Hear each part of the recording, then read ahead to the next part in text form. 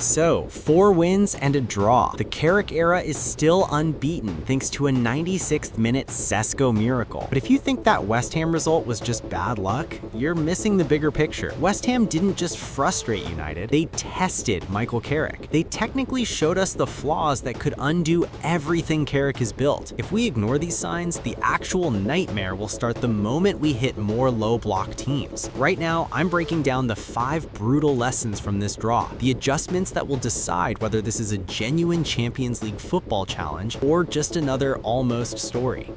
Now, before we get into lesson 1, I need to ask you a favor. We're tracking every tactical shift of this Carrick era, from the masterclasses to the wake-up calls like this one. If you want to stay ahead of everyone else, hit that subscribe button and turn on notifications. We're on the road to 5K subs, and I'm counting on you to make that happen. Done? Good. Now, the first and maybe most important lesson is about this guy here. To understand why Michael Carrick needs Leny Yoro to start, we have to look at this one specific sequence in the 90th minute. Watch Yoro's head here. He isn't just ball watching, he's scanning. He spots Callum Wilson's surge, but look at his eyes. He immediately checks over his shoulder for the second runner. He recognizes the danger of a simple 1-2 that would leave the keeper exposed. He calculates the distance, ignores the bait, and locks in on Wilson. Most defenders at 20 years old would panic and dive in. Not the Frenchman. One more final check, and then snap. Executes a tackle so clean it looked like he was playing in slow motion. This isn't just about elite recovery pace. This is the mentality.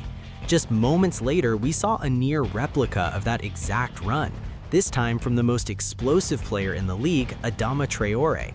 So what's the lesson here? If Carrick wants to play this aggressive 3-2-5 and pin low block teams like West Ham in their own box, he cannot do it with a slow backline. Leny Yoro is the insurance policy that allows the rest of the team to attack. Without him, we are one long ball away from a disaster. Carrick, the prospect era is over. Yoro is the present. While Yoro ensured we didn't concede more than one, lesson 2 is about why we conceded in the first place. Now, we all know what a fit and focused Luke Shaw brings to this team, but the London Stadium was a different story. He looked like a player whose legs and focus are starting to redline. For West Ham's opener, he was the main culprit. Watch this closely. A Premier League defender of his experience simply cannot let a diagonal ball bounce in front of him like that. He hesitated, let the ball dictate the play, and then, to make matters worse, he completely failed to tackle Tomasz Soucek.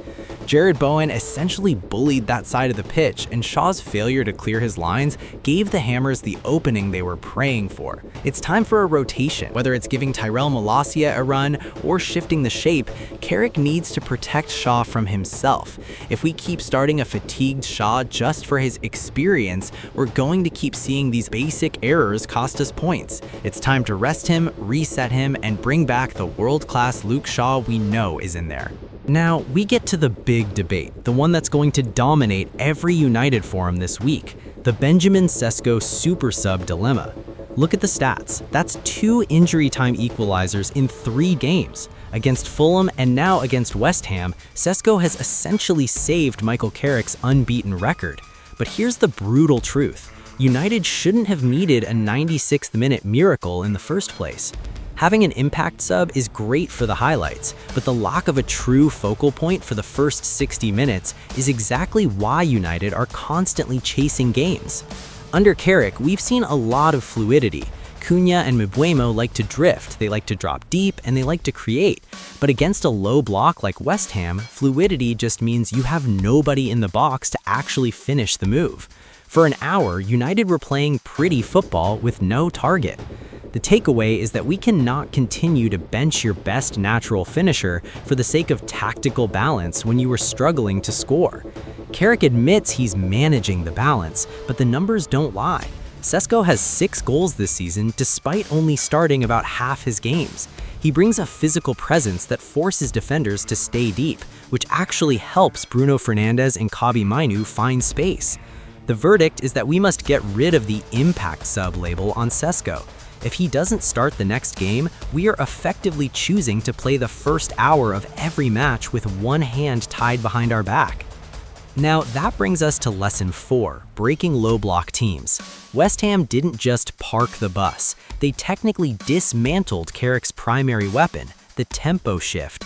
See, Carrick's system thrives on quick central 1-2 passing, drawing the opponent out, then zipping the ball through the gaps. But West Ham stayed in a disciplined 4-5-1 and simply refused to bite.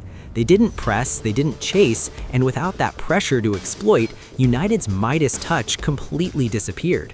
The lesson here is that United's current system is built to punish teams that attack us, but it struggles against teams that ignore us. So, to break a low block this stubborn, Carrick has to introduce chaos. When the neat 1-2s fail, you need unpredictability.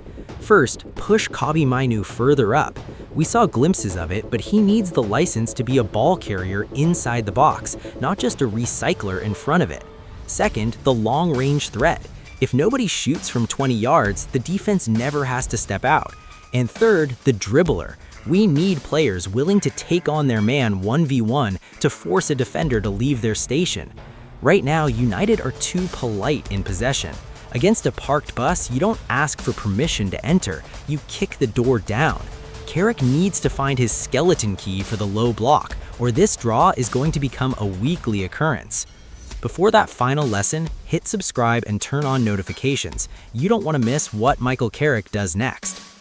The final lesson is the biggest positive we can take away from East London. The old United mentality is officially dead. Think back to the last couple of seasons. On a tough night like this, where the passing was stodgy and nothing seemed to click, a 1-0 deficit at the London Stadium usually ended in a 2-0 or 3-0 collapse.